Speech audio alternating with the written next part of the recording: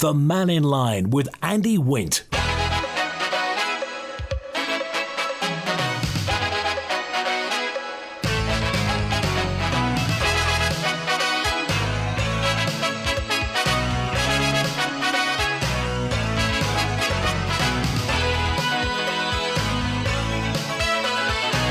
Faster, my good afternoon. Welcome to Mannin Line on Manx Radio.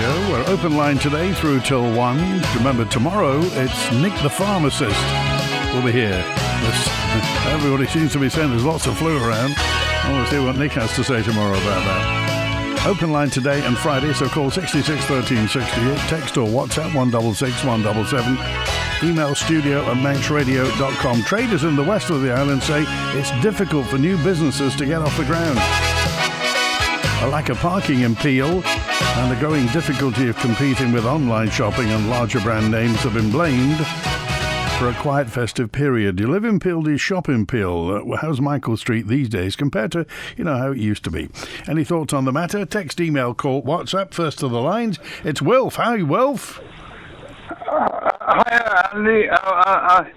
It's all it is. I just wanted to apologise to the people of Ramsey, because obviously I'm a commissioner for Ramsey, but at the moment I'm pretty down, and I've got a meeting tonight. I won't make it, so I'm not actually representing anybody. So that's the problem. I'm waiting now to be carted off to Nobles for a blood transfusion. All right, okay. Well, for heaven's sake, look after yourself and make sure. Are you staying in hospital or what do you know? I don't know what's happening yet, Andy. I don't know. Okay. I'm hoping to go in, get this blood transfusion and get it the hell out of there. Okay. That's what I'm hoping to do. All right, Wilf. Well, you take everybody's best wishes and for heaven's sake, look after yourself, okay? Yeah, thank you, Andy. Appreciate it. Thanks, Wilf. That's, Wilf Young. We wish Wilf well. And remember, a few months ago, Wilf was calling us from hospital. So, any thoughts? And, of course, there's that meeting tonight in Ramsey, and we'll obviously have a reporter there to see exactly what's happening. But for the west of the Isle of Man, well, a lot of empty premises on Michael Street in particular. Now, the Traders Association has been set up, and there are a number of recent successes to celebrate and projects that are being worked on. But we spoke to some of the businesses in Michael Street in Peel this Christmas. Ian Mitchell, steady, keep going as best we can, yes, yeah. Well, but what the customers want, we'll try and get. About the same as last year, I think, yes, yeah. Got a lot of people goes on online shopping, there's a bigger variety of what they want. And do you find that that's an issue to try and get through? It is very much so, yes, yeah. What's Peel High Street like? And I suppose because you've been here for so long, how much has it changed in the time that you've been here? Well, it has changed a lot, because a lot of the shops closing and nobody taking new business on these days. But we keep pressing on, So the message from you really is to go and support your local shop? Everybody, yes, every time. Support the locals, please. Yes, yeah. I'm Chris Walton from Celtic Gold. Christmas trade's been really good for us. We're very fortunate to have a website. We're very fortunate to have our usual customers, and we've built up a base over just under 30 years now. Do you think that name and that reputation that you've built up has been really helpful to making sure that you're still busy? Yeah, especially in the Isle of Man, it's word of mouth and keep doing good work, keeping people happy. It's super hard for new businesses to start in Michael Street. I don't think they get much support. It's not a very welcoming street. Also, there's just the financial situation at the moment for everyone is super, super hard. I think it's businesses that actually want to take the punt on Michael Street at the moment. It's a big risk. The footfall's not what it is in Douglas. You're going to spend a lot of money until you get a name for yourself. It's really, really hard. Another issue is parking in Peel. Peel is just not accessible to anybody, and it's just not welcoming for anyone or families. I'm Jack Griffiths and I own GG Bakery, which is on Michael Street. So it's been not too bad at Christmas. The difficulties we have is inconsistency. We can have some days where it's flat out non-stop, other days where it's completely dead. So it's just the juggling of what hours we have and bits like that. So it's been okay. We do struggle with the bigger companies coming in and having feels like a monopoly over certain sales, which we do struggle with. But in a general, the community do support us. It's just getting everyone of the community to come and support us. And what do you think would improve that and really make a difference for it? I think, again, it's that saying of supporting local, and it is use it or lose it. And I don't think any of us want to get to that point where you walk down Michael Street and it is a complete ghost town. I mean, it's quiet at the moment, but what we don't want to see is every shop being empty and from nowhere to go. We like to support local, keep everything within our community, and then we can all benefit from it, really. Oh, so let's look on the bright side. Some people are okay, some people are keeping their head above water. It's fair to say Michael Street is not what it was. Paradoxically, Peel has never been bigger. There are thousands of more people in Peel than ever there used to be. Huge estates, and more on the way as well. So why is it that Michael Street is the way that it is? If you've ever had a business on Michael Street, or maybe you're perhaps thinking of setting up a business on Michael Street, if you shop on Michael Street, if you used to shop on Michael Street and now don't, then we'd love to hear what you have to say, simply by texting, email, call, or WhatsApp. Call 66 13 68. Thank you to WhatsApper 3365. Thank you. Wish Wilf a speedy recovery from the traditional musicians group. We knew he wasn't too well, but he missed the session in Laxey on Sunday. We really missed Wilf singing. Yes, Wilf singing is something. However, his spoon playing is even better. So let's hope Wilf's going to be back out and about, and at the Buffs Club as well fairly shortly.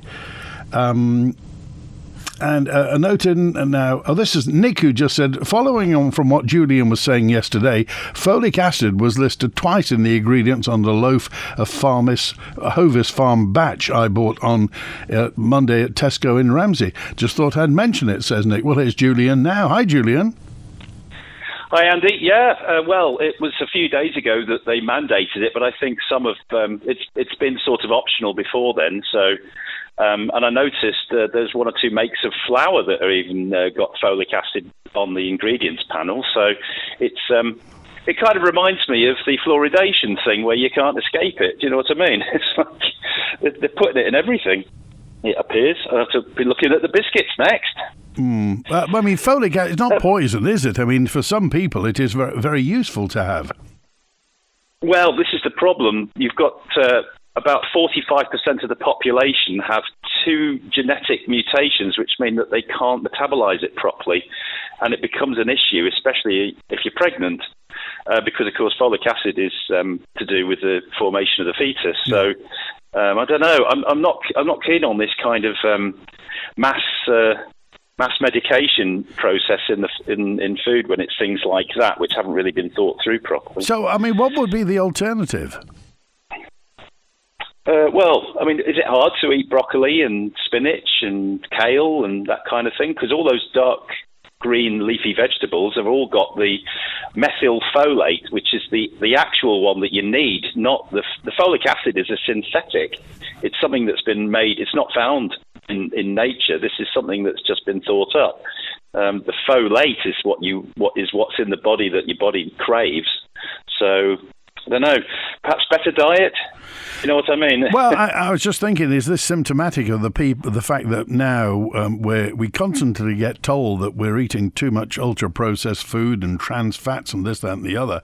But then again, we, the public, never asked for ultra-processed food. Nobody in the public ever said, we must have more trans fats.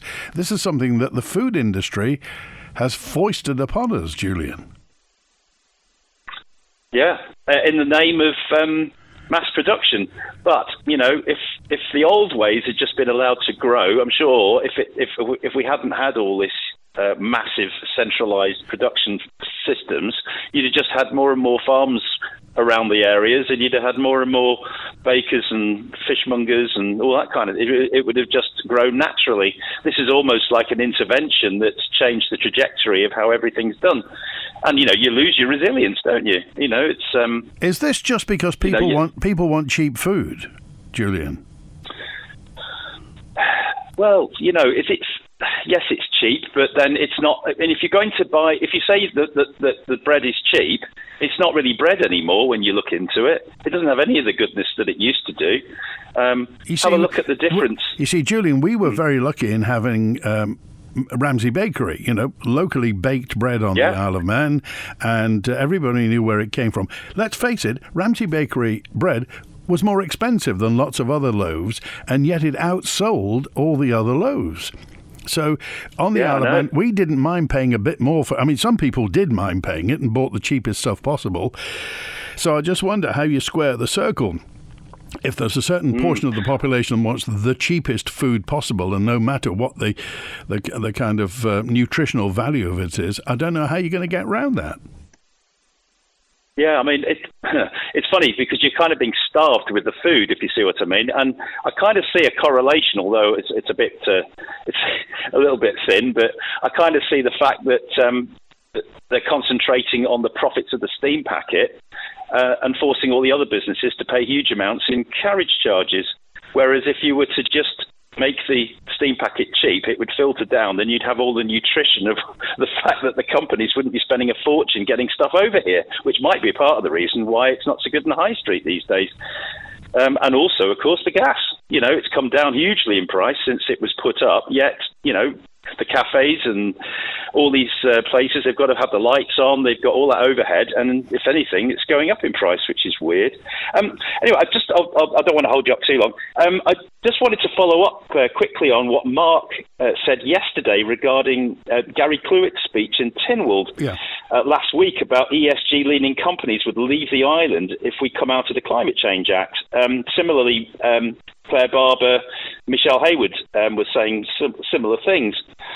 It's probably worth mentioning that plenty of the companies on the island who constantly are showing off their ESG credentials, either on their website or by sponsoring corporate events, also don't seem to mind making large amounts of money from the fossil fuel industry in the background. For example, PricewaterhouseCoopers audits Saudi Aramco, and that's for 10 years, and that doesn't finish till 2030. Saudi Aramco is the world's largest integrated oil and gas company, and it's amongst the most profitable on earth. Coincidentally, Deloitte does the IT compliance services for Saudi Aramco. Ned Group's holdings include ExxonMobil, Marathon Oil Corporation, Shell, Total, and various other fossil fuel companies. Meanwhile, Ernst & Young does the assurance engagement and assessment for Saudi Aramco. And I noticed that Zurich Insurance, who I see are sponsoring certain events soon on the island, have recently withdrawn its commitment to validate its climate targets. And the statement, it said, "We have decided not to pursue validation for long-term net zero targets under the newly issued Financial Institutions Net Zero." So like Mark and Ewan, I'm not convinced that these companies would leave the island based on this ethical rather than financial concerns. So why do you think some politicians think that they will?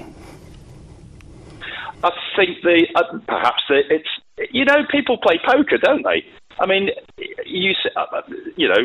whether you like Brexit or not, all the banks were saying that they were going to leave the City of London if the vote went for Brexit. Well, it went for Brexit, and not one of them left. And the reason for that is they literally get away with murder in terms of how their taxes are done and how how they have to divulge things.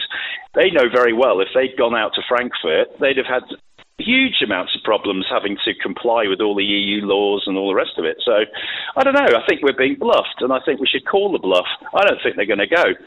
Zero corporation tax. Where are they going to get that? Well, there is that. As you say, we don't know what decisions they make within the companies themselves, but certainly it's a point worth making. Okay. All right, Julian. Yeah. Thanks, Andy. Cheers. Good to hear from you. Thank you. And David's with us now. Hello, David.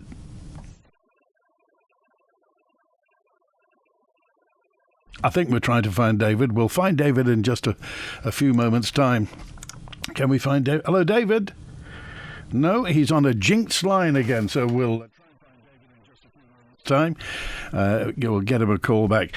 So any thoughts on this? And thoughts on the High Street in Peel, Michael Street in Peel? All the high streets need banks back again, says 068. They should never have been allowed to close. I agree with those listeners. More clothing or shoe shops or phone shops. There used to be a Shaw shop in Ramsey, but it's shut. Everybody has to travel to Douglas for phone and banking business. Well, thanks 068. I think you may be overstating the reach of government. The government can't tell the banks what to do. You say they shouldn't have been allowed to close. Nobody can stop the banks closing. If they don't want to be here, then they'll close and they'll go. And who knows? I think the Shaw shop in Ramsey, by the way, I think that was a representative. It wasn't actually a Shaw shop. I know the one you're thinking of, but I think that wasn't the Shaw themselves. It was a kind of rep out there. We found David. Hi, David. Hi, Andy. Can you hear me, mate? Yes, you're on a good line now. Lovely. I just want to thank Wilf, really, and wish him the best for the future. And because he's got to realise, too, that don't forget at the hospital there now, you have the internet service. So you can link in. I don't know whether he's got an iPad or not, or anybody would lend him. He can actually come into the local authority meeting. We used to do it when we had all the troubles years ago. We used to come in remotely on the internet. It was hard work, but anyway, you can still get a connection in it. But I just wanted to thank Andy to the MLCs, and it's not like me to tell you the truth, but I want to thank the MLCs and appeal now to the Minister for the DOI is to accept those changes that the MLCs have done now to protect the local government people and all the local authorities on the island, and do the magnanimous thing and just say, well, maybe we did get it a little bit wrong, or Mr. Hooper did, but we're prepared to support what the MLCs are going to put forward, and we won't know that until next year. So there's a big plea out there, because all the local authorities, Andy, I've never seen a local authority, every one of us getting together, meeting in Timble, people on the balcony, members in the member seats in the chamber there, and thrashing things out, and that's the way it should happen. So just to restate that, there was unanimous then. There was unanimity. All the members of the local authorities that came together were completely against this proposal. Clause 5. Definitely Clause 5. Right. Some of the other things are really weird, like saying local authorities have got to be more open and transparent. Local authorities, I'll tell you, local authorities are more open and transparent sometimes than government. You know, if you ask a question of how many local authority members are there, there's probably about 300 or 400 members around the island. We look after the community, we meet people all the time, we interact with them, and anybody asks me a question, unless it's really confidential in Onken, I'll tell them what it is, or we'll publicise it on their Facebook page, or we publish documents out there which you can pick up in the library and then on the internet. So it's just a plea out there, because not all the local authority members maybe are standing up and want to mouth on the radio like me. I've had my time, I suppose, at the end of the day, but I'm not having people saying that local authorities are not performing, which they are.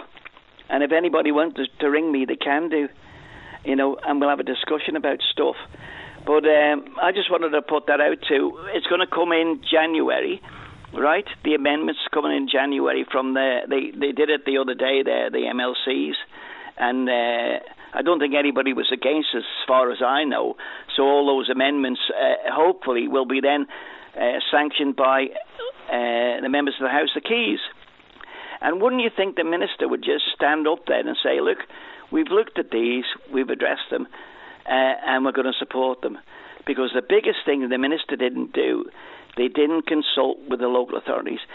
They must consult with any representatives anywhere if they're going to change legislation, which is draconian, in my opinion. Okay, all right. Thanks, David. Good to hear from you. See you then. Cheers. Bye. Now, most people on new estates in Peel commute to Douglas and work and shop there too. Also, there is a co-op on the way home on the Douglas Road, of course, in Glenvine, Crosby, isn't it? So that obviously doesn't help. But I just wonder why Michael Street, with so many more people in Peel, and with the marina, being gentrified, more people go down there and walk along. There are houses and everything, and flats. The old Viking longhouses now flats. Why would Michael Street be struggling? Why would it be struggling? I heard this on the breakfast show about Peel shopping. My wife and I love Peel, says Brian in Port Erin. We frequently used to drive from Port Erin, park on the breakwater, get something to eat and drink from the cafe there. On the last two occasions, we drove around and round Peel trying to park and eventually gave up and went home. Why don't the commissioners listen to people? The recurring theme was lack of parking.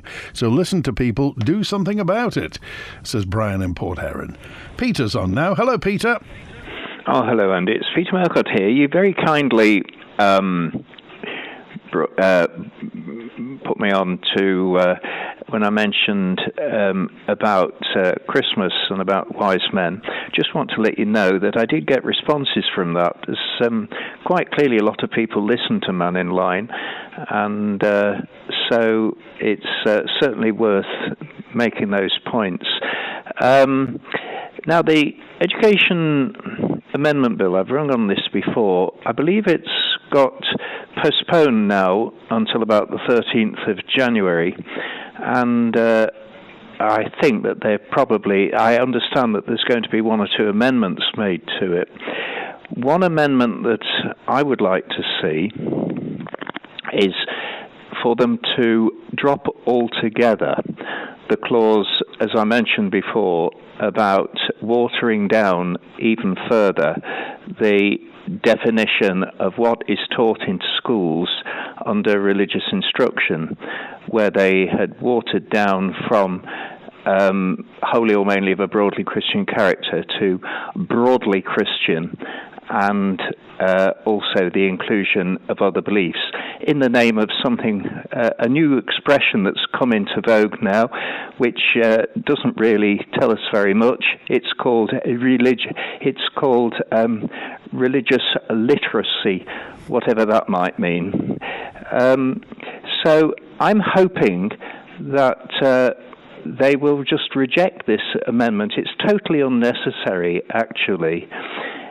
One of the arguments that's been used, I think, for having the amendment whereby they will make it broadly Christian, I'm not sure what the reasoning is behind that, but they've got a discretion where they can introduce other religious beliefs or even philosophical positions that are non-religious.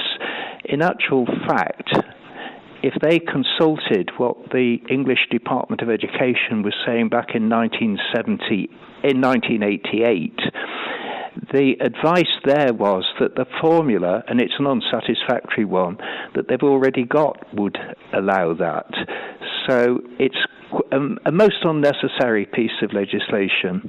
What they really need to do, in my view, is to stop distancing themselves from the Christian faith, whilst at the same time having prayers that emphasize a very firm adherence to the Christian faith. It really is just irreconcilable having those two positions. And I think the time is long overdue for them to make up their minds exactly what they do want. Why do you think there's a sort of obfuscation about it, Peter? Why do you think there seems to be a lot of faffing around where this is concerned? It's very hard to say, because when people, when the legislature takes two irreconcilable positions, it's illogical, and it's very difficult to say why they should do this. For example, last week they had an excellent Tynwald Day carol service, which I believe was instituted originally by the late Noel Kringle, a very happy memory. And it was the most wonderful service that they had. If you look at the Tynwald Day ceremony, and they have the order of service and the booklet on it, usually available free after the event in the Tynwald Library, there is a very explicit reference to the Christian faith, not only just in the service, but, for example, when they give but when they deal with matters on Tynwald Hill, there are references to the Christian faith which are quite unambiguous. Now, if you look at the prayers that they have, they say the Lord's Prayer, "Thy kingdom come, thy will be done in earth as it is in heaven." Well, that's quite clear as to what you're asking. And they say Psalm 67, which I've recited before. If you read Psalm 67, it is extremely clear of what the aim is to be. Now, what's the point of saying all those things if you're going to water the faith down in practice at the children's level? And in any event, this so-called religious literacy leaves the children still in darkness as where they were before. They're still in the dark. And that's the point. I mean, as an educator yourself, you will know that, in a lesson plan, you need to have something at the end of the lesson. You need to have got somewhere. So you wonder, what's the aim and objective of religious literature? I haven't a clue. I believe it's come from the United Nations. All right. And I'm not entirely happy with the things that come from the United Nations. They're usually very vague, very unclear. You see, when I was in education, one of the problems that we had, and it was quite constant, you had all these catchphrases which in practice didn't mean anything. I'll give you an example. Back in the 1980s, a new phrase came into being: the child is the agent of his own learning. Now, I remember very clearly in the mid-1980s going on a course, and they were repeating this. It was an in phrase then. And I said, look, I'm head of a primary school. What does that actually do for me at 9 o'clock tomorrow morning? How do I organise the day on the child is the agent of his own learning? I said, the phone's ringing. There's perhaps a momentary crisis has arisen. I've got to get the day started. I've got quite a wide range of children that I'm teaching. I've got to organise the day. I've got people requiring my attention. In practice, what does that actually help us to do? How do we organise it? What results does it bring?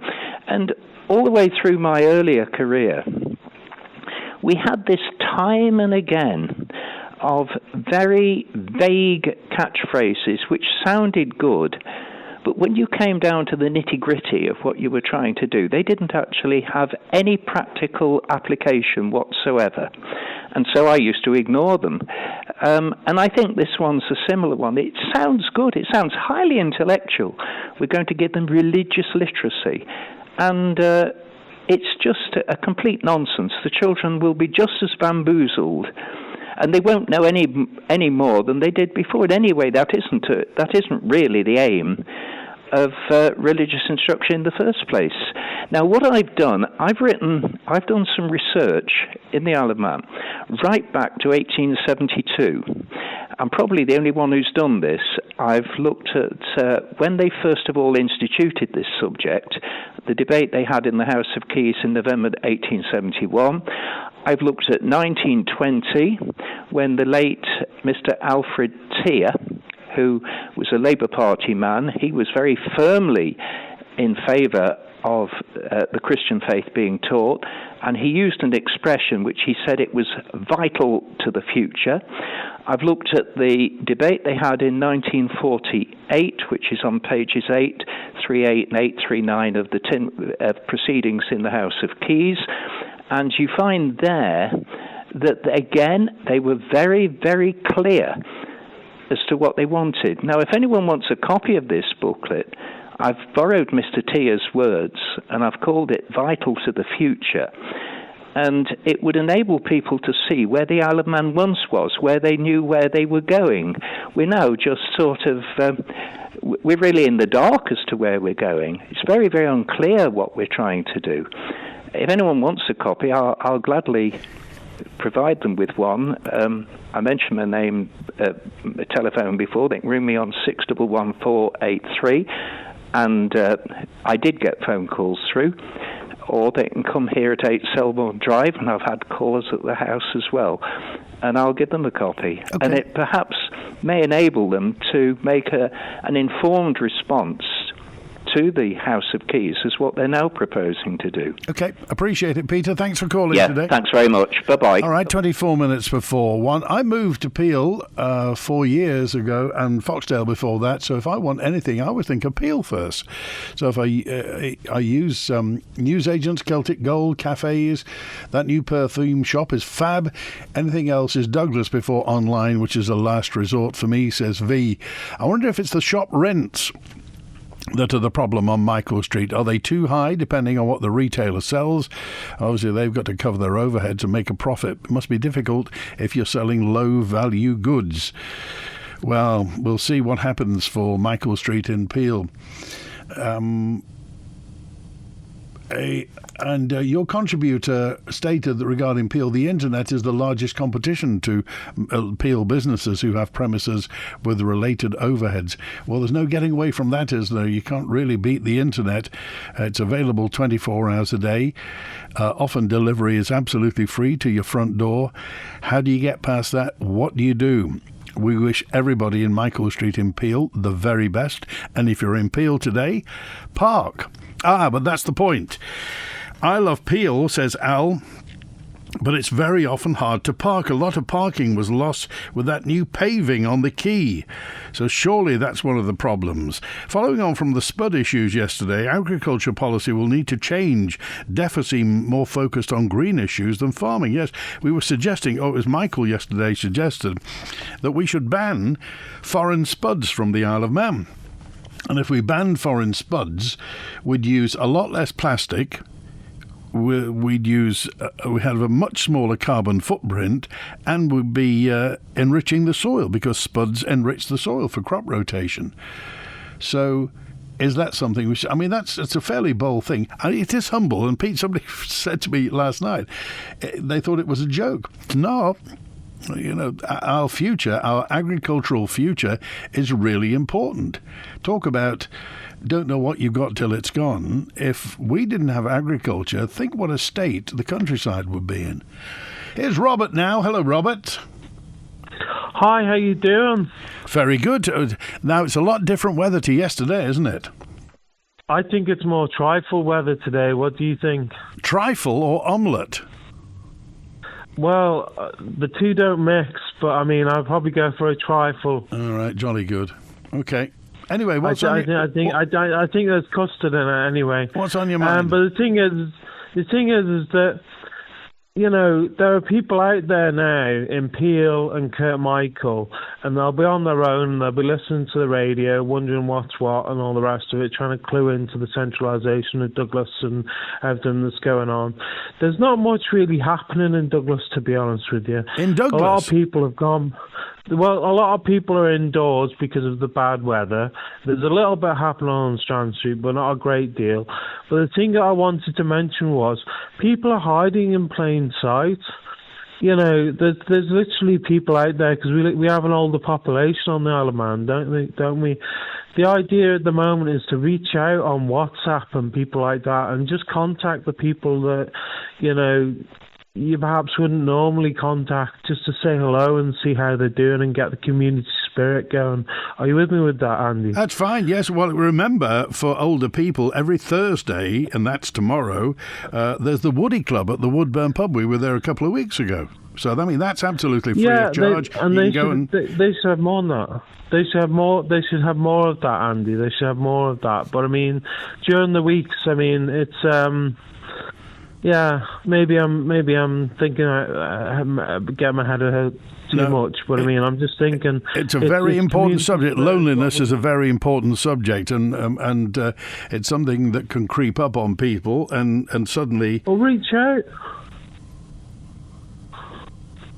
I mean, reach out to people, reach out, say hello to that person in the street, you know. I know we get, Bitcoin selfish and all the rest of it, but I mean, it's Christmas. It's time to say Merry Christmas to people. All right. It's time to be open and honest and just say hello. And I'll do that today. I'll walk down Strand Street and I'll say hello to 5 people when I walk down Strand. I suggest everybody does that then, Robert, yeah? Yeah, or in Peel, or in Ramsey, or wherever you are. But do it on WhatsApp as well. All right. Good to hear from you, Robert. Thanks for that. That prompts me to remind you that the Woody Club is on every Thursday at the Woodburn Pub. Go along and say hi to Trevor. It's for the older person, by the way. If you want to nip along there, absolutely free of charge. And there's refreshments and conversation. You may have heard it a few weeks ago where we were there. It was very interesting. I want to talk about. I need some help with Jurby Football Club from a few years ago. But in the meantime, let's go to Dewan with us now. Hi, Dewan. How's your weather today, Andy? Rubbish. It is that time of year. Let's hope Santa can get round with his presents, eh? And just listening to David before, and just briefly on that, I just see the new local authority bill looks like it's past its final stages with Legco, and like David said there, I think it's important that we do have strong representation in councils and villages to keep the status quo within government. So I do back David on that. Just quickly on Mark came on after me yesterday, and Julian's just been on. I think that's quite correct as well, that these companies it's kind of holding a gun to the government's head, and the government are letting that happen. I don't think these companies will move. They're here for a reason. They just want to impose their power, and this ESG thing is just the latest fantasy. You genuinely think that companies who say because of ESG, which is, what's it called? It's something in governance. Environmental, social and governance, isn't it? That's it. Yeah. That they're saying that the government's got to toe the line, otherwise they'll go. You think they're just playing with the government? Listen, them companies are here for other reasons than that. I mean, they were here before ESGs came in. ESGs have just been an invented thing that's come along that suits the purpose. I was talking to a friend of mine the other day who's setting up a very big company worldwide in the wood industry, and he was talking about burying carbon credits and all that. I said, listen, you don't really know what you're talking about with this. With all due respect to him, he's a very, very wealthy man, but he's from the dinosaur age. He said, you're just going what you've been told. You know, the carbon credits are going to be our prisoner if we're not careful. You know, we're heading towards tokenization and getting away from money, and carbon credits could be a very dangerous issue. So this is all just a big game that's being played by the big boys for money and power. So, you know, as long as people bear that in mind, you know the journey, you see the outcome, you know the journey, if you know what I want.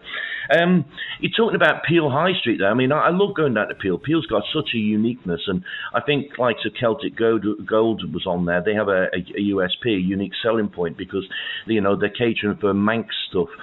Whoever thought that the Amazon coming along was going to be good for the high street was sadly mistaken. I mean that's the thing now. As a big retailer, you could go and buy a container load of stuff from China and give it to Amazon, and that's your shop window now.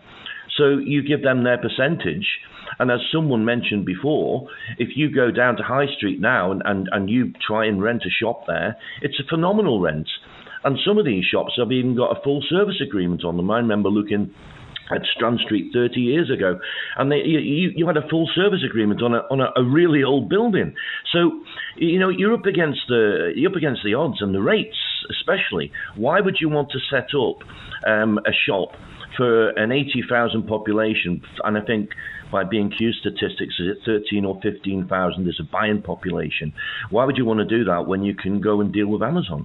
I mean, that's the death of the high street. So you've got to have uniqueness in the high streets and pop-up stuff, something that people are going to go there for. Musicians, pop-up shops, pop-up events, to get people to draw them in there. I think that's the answer to that. But the thing is, Julian, as you say, Michael Street it's delightful. I mean, the ambience of it is absolutely delightful. And when there used to be more shops, you could buzz along for a whole day just going into different shops and chatting and buying stuff and having a cup of tea and what have you. So the place is ready and waiting, surely, for the right businesses to be there. It is, and if you walk up Michael Street, and this is the problem, you walk up Michael Street, it's quite a desolate. It's got uniqueness, like a lot of the small villages have. They've got that uniqueness, but you can't walk up there looking at empty shop windows and window frames which are, patched up or fallen to pieces. It's got to be attractive for people. So, that whole thing's got to come together. Maybe rent reductions for people to set up in business, rate reductions for the landlords to help that happen. There's got to be a spur somewhere to get that going. Just on another subject, Andy, I believe the hospital at the moment, Nobles, is having an outbreak of scabies, shingles and worms. Well, certainly scabies, the back end of last week. I've not heard about the other two. Yeah. Well, that's come from a nurse that's up there. And again, shingles. I remember being on this programme. I forgot who the health minister was at the time. Was it Alex Allinson or David Ashford? And you were on the programme, and I spoke about an outbreak of shingles. Was being noticed widely in the UK, and that was denied by the health minister, and that was some time ago now.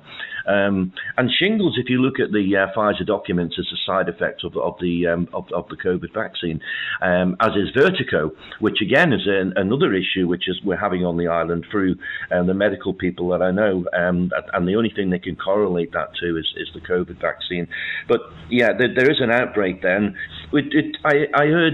I mean, the Chief Minister was on the other day talking about the problems we have with Manx Care and the astronomical costs.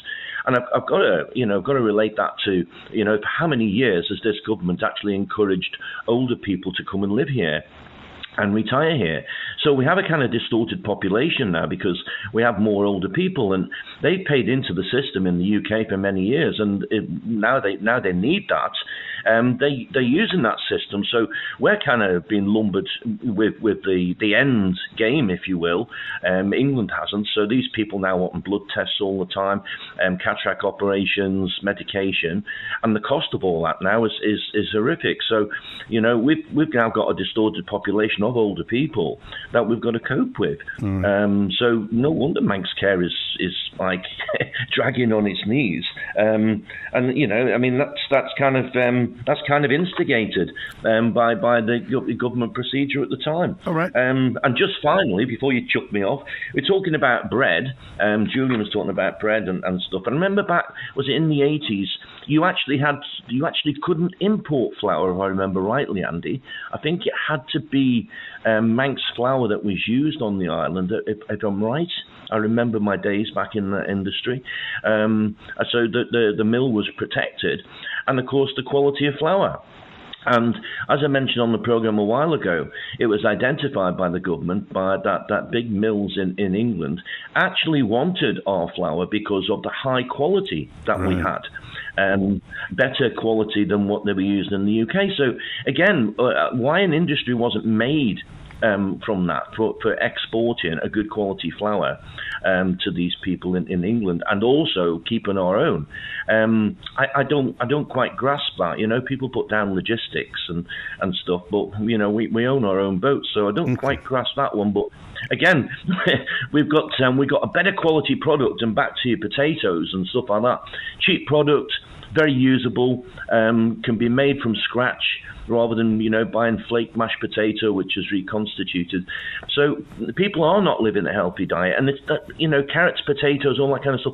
It's not expensive stuff to have, but it could certainly make a difference to the health service. With people who are falling ill and immune systems that are weak, and gluten intolerance now, which obviously is from bad flour.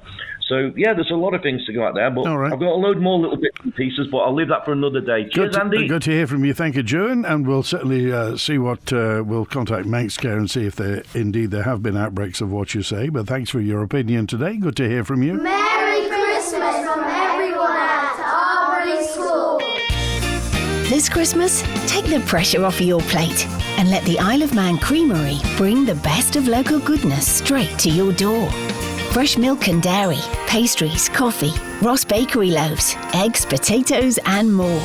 Look out for Christmas specials like Noah Bakehouse mince pies and Oakl's smoked porter mature cheddar. Sit back and let Christmas come to you. Order now via the app at isleofmancreamery.com/deliveries. The friendly team at Ellen Mannin Fuels is working hard to keep you warm and moving this winter, whatever the weather brings. Call 844 000. And to all our customers, season's greetings from Ellen Mannin Fuels.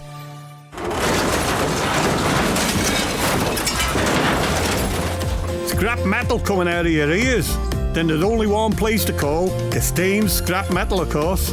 Castains pay top prices for lead, brass, copper, aluminium and stainless steel, as well as ferrous metals, scrap vehicles, and they're even licensed to scrap lead-acid batteries.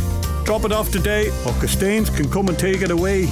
Castains Scrap Metal, Foxtel Road, call 801 337. Arbury and Rushen Parish Commissioners are seeking a new part-time clerk. The role is salaried, around 20 hours a week, with flexible working and varied responsibilities. Applicants should know the local parishes, be confident with people, skilled in problem solving and accounting, and bring motivation, enthusiasm and a sense of humour. For details, call 834 501 or visit the Commissioner's Facebook page. Apply by 5 p.m. on Monday the 22nd of December. The Mannin Line with Andy Wint. Companies are here, says Desmond, for one reason only, and that is for profits. Also, the single biggest problem in Peel is the running of the town hall. Well, we don't know about that. Thank you, Janet, for all that as well. It's known that what needs to be done is the parking, signage, clean the place up for a better appearance. People and businesses get no response. Nothing happens. Look at Ramsey and Castletown, where things have happened and improved. The commissioners there since the election are getting initiatives underway for ratepayers for the local economy. Well, we've asked the commissioners in Peel for a response, but we haven't had one yet. And here's Mark with us now. Hi, Mark. Yeah, hi, Andy. I just wanted to clarify something because I think maybe something may have got lost in translation. So ESG, environmental social governance, is generally a good thing. You know, it could be clean up beaches, it could be cleaning rivers, you know, and mostly are very supportive of things like beach buddies. But I think, where's Mr. Clewitz, wasn't it, the MLC, when he stated in Tynwald that companies would leave the Isle of Man if they did not adhere to the net zero policy, and he mentioned companies' names, I think the important thing to question is, did he actually check with those companies themselves whether they would leave the Isle of Man? Because I do not believe, and if I'm wrong, I would be absolutely amazed. I would not believe if he went to all those companies that he mentioned and he asked them, if we do not sign up to net zero, will you leave the Isle of Man? And they responded to him, yes. That's very different. And if he was creating a narrative in Tynwald, which seems to be a growing trend at the moment, he's actually just creating his own personal perception rather than fact. And Tynwald needs to deal in fact, not in narrative. And that's the point I'm getting at. I think he made it up, Andy, because of what Julian and Juno have said before as well. If you look at the tentacles that these large companies have, they let markets dictate. So I think that's one point. I just wanted to sort of clarify. ESG generally is a good thing, but like everything, it's gone too far, and I think it needs throttling back. The other point is just also with regards to the investments in our fund, the national fund, the pension fund. Yeah. How political is that becoming as well? Because in my view, we do have a very radical Tynwald. Are they actually dictating now where our fund is to invest their money? So, for example, is there a policy now where they are withdrawing from all oil and gas companies? Are they now investing in companies like Ørsted? Which again, I think if that is the case, that's again a very, very dangerous precedent. I'm just hoping that our the investment managers that our government choose, have a Chinese wall around sort of dictating where they invest the money, because that, you know, I'm worried. I'm genuinely worried about the way this Parliament's going. I just wanted to clarify that, Andy. You know, ESG is generally a good thing, but you know, it's just step too far. Appreciate that. Good to hear from you, Mark. Thanks for being with us today. Cheers. Good to hear from you. Mike in Onken said, who needs the Open University can just listen to Mannin Line. Thank you for that. It will be interesting to know whether we do have ethical investments in our fund. I mentioned I wanted to find out about Jurby Football Club. Not Jurby Football Club, RAF Jurby. Okay, let me set the situation. The year is 1954. It's the first game of the 1954-55 season. I know it's 70 years ago. Russian United are playing RAF Jurby. Okay, now the Russian boys had probably been living the good life in the summer, where the Jurby boys have been doing PT every day. The match was RAF Jurby 15, Russian United 0. However, I am told that there was an RAF conscript, a national serviceman who was playing for RAF Jurby, who went on to play for Manchester United and England. How do I know this? Well, the person who played for Russian United was the one who got run ragged by this particular national serviceman. And that football player for Russian United, none other than our own Ian Cottier, who presents the world's longest-running brass band programme, Time for Brass, every Monday evening. Ian, he won't mind me telling you, hits 95 fairly shortly. But Ian played in that game in 1954, Russian United versus RAF Jurby. They got spanked 15-0, but Ian maintains there was an RAF national serviceman playing for RAF Jurby who went on to play for Manchester United and England. If that's true, could you find out more for me? I'd love to know that. Who was the Manchester United and England player who played for RAF Jurby in 1954?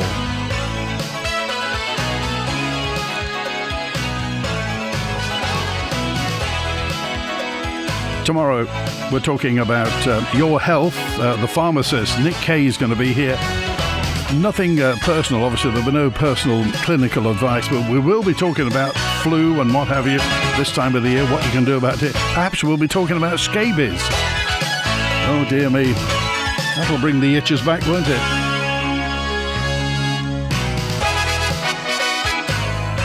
That's it. Thanks to Chris on the phones. Enjoy the rest of your day. Watch out for the weather, and we'll catch you tomorrow with the pharmacist. WINT